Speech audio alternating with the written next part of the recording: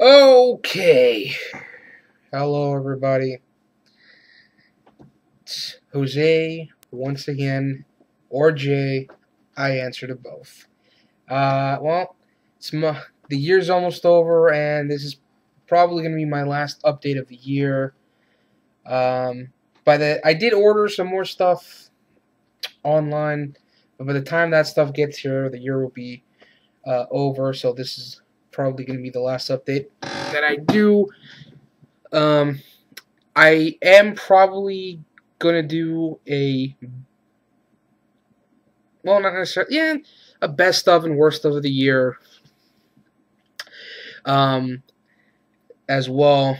I'm not sure if I'm gonna do that tonight because it's pretty late. I might do that tomorrow after work, um, and I might post it that night, or I might record it that night and post it a different day. I'm not sure, but I'm not just going to do a best and worst of. It'll probably just be in the same video like I did last year, and I'll probably just end up posting it on my other channel so that I don't have to edit it into parts or... Oh, fuck it. You know what? I'll make it one video and I'll just edit it into parts and I'll put it into this channel, so I can keep the other ones specifically for movies. But not just the best and worst of 2012. I might also do a so-so films of 2012, which is basically sort of talking about films that I saw this year that were not great, but were not bad either. They're so-so, and I'll talk about those as well. But getting to this update, I only have one video game to show, and no Blu-rays, just a bunch of DVDs. So let's get started.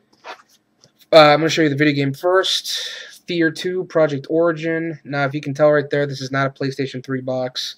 This is a regular DVD box that I had lying around because the box that this game came in was just beat to hell. It wouldn't even close right, and there was this nasty brown sticky shit on the back of it.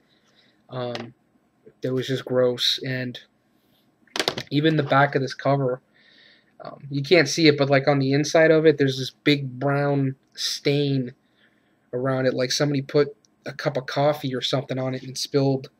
But the disc is fine. The case was really fucked up, but the case is in good shape. I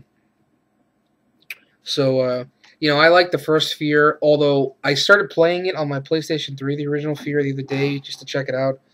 Honestly, the controls are probably better on the 360, because I used to have that for 360, and I don't know, I might end up rebuying it for the 360. I just thought the controls on that were a lot better.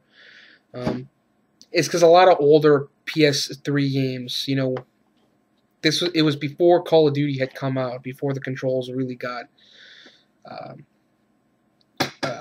better. You have to shoot with like the bottom trigger, and you have to aim with like the analog stick on this side, and it's just it's kind of annoying, and I just thought it controlled better on the 360. But this is a much newer release, so which I haven't played yet, but I'm hoping it doesn't have that same control scheme.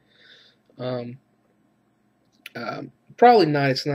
It's not as old as the first Fear, but yeah, that's Fear 2, Project Origin. It's a very creepy first-person shooter. Well, the first one is, and I hear this one is as well. I think it's by Part 3 where the games kind of started getting more action-oriented. But yeah, that's Fear 2, Project Origin. Next up, Mission Impossible 3, 2-disc special edition.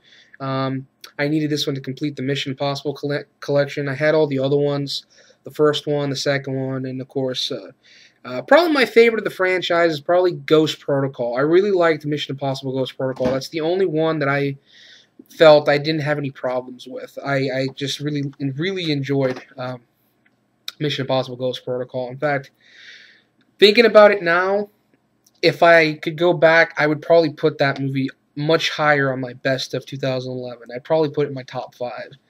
I didn't put it in my top 5 when I first did that video, but now I probably would have. I probably would have put it over, say, Fast 5.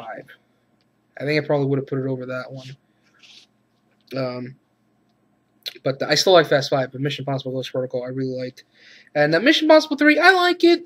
It's probably say my second favorite. My least favorite is probably Mission Impossible 2, because Mission Impossible 2, it doesn't feel like a Mission Impossible movie. it feels more like an American version of James Bond. It really does. It feels like they were trying to make a James Bond movie, but with Ethan Hunt. You know what I mean? Especially with the whole his romance with I think it was Tandy Newton, and just his overall feel of the character. You know, if you watch any of the other Mission Impossible films and you watch the second one, the character of Ethan Hunt doesn't feel the same. He feels more like, you know, an American version of James Bond, and I felt that was kind of a mistake because Mission Impossible is not the same as James Bond because this usually involves a group of people trying to solve a problem, trying to deal with something. You know, the only problem I have with this one is probably the ending. I thought the ending was very anticlimactic.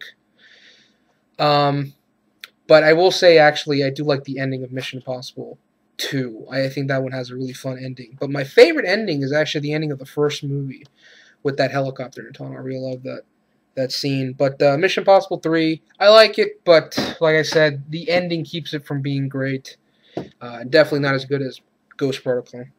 Next up is Men at Work with Charlie Sheen and Emilio Estevez. This movie's out of print. It's kind of hard to get a hold of, so I decided to pick it up because I've always wanted to see it. So, yeah, it's Men at Work. These next two kind of go together. You got Special Forces and Marines, which is under the American Heroes label, which were released by New Image. Now, Marines I've never seen, but I read a review saying it was pretty decent. And Special Forces I have seen. This is actually an Isaac Florentine movie. I believe this was the third movie he directed. It's also the first movie he made with Scott Adkins. Now, he's not the lead. He's not the lead. This guy is Marshall L. Teague, I believe is his name. No, Marshall Teague, it says.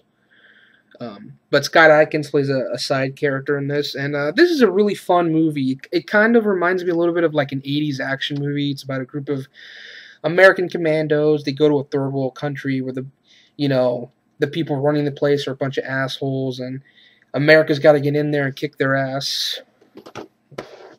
And Marines, again, I've never seen this one, but I heard it might be okay, and it's basically the same thing, you know.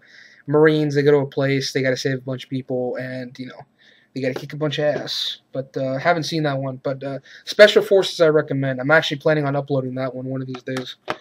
Next up, one of my favorite comedies of this year, Ted. Yes, I do like this movie. I think this movie is actually a lot better than some of the recent seasons of Family Guy.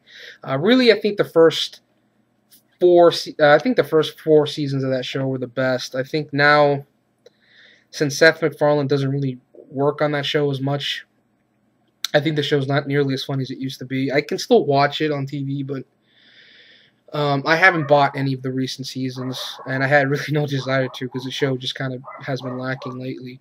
But Ted, you know what? I have fucking dogs. Shut the fuck up. My mom's dog is barking. But Ted, I like the movie. I saw this in the theater with my friends, and I had fun with the film, you know. Fuck you, Thunder. You can suck my dick. All that. And next up, Phantom Raiders with Miles O'Keefe. Looks like this isn't a slim case, by the way. It looks like one of those it's an 80s action movie. You know, one of those I guess you could say it's like a Rambo or a Missing in Action ripoff. It involves going back to Vietnam. You know, I haven't seen it, but I don't know. It looks like it might be some cheesy fun, and you know, I might upload that one as well. Next up, I got a couple PM Entertainment films. Hologram Man, which I saw last night. Some cheesy effects, but it was okay. And also, I got CIA Codename Alexa. Even though Lorenzo Lamas is on the cover, he's actually not the star. His ex-wife, Kathleen Kinmont, from Halloween 4, she's actually the star. You know, hence the name Codename Alexa. And then CIA 2, Target Alexa. Those were okay, but I've seen better. In fact, Lorenzo Lamas actually directed this one. But they were okay. Nothing great, though. I've seen better from PM Entertainment.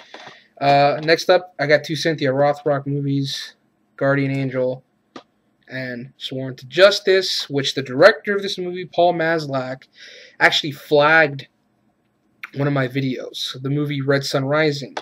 So now I have 2 strikes on my account. Now, I sent a message to the guy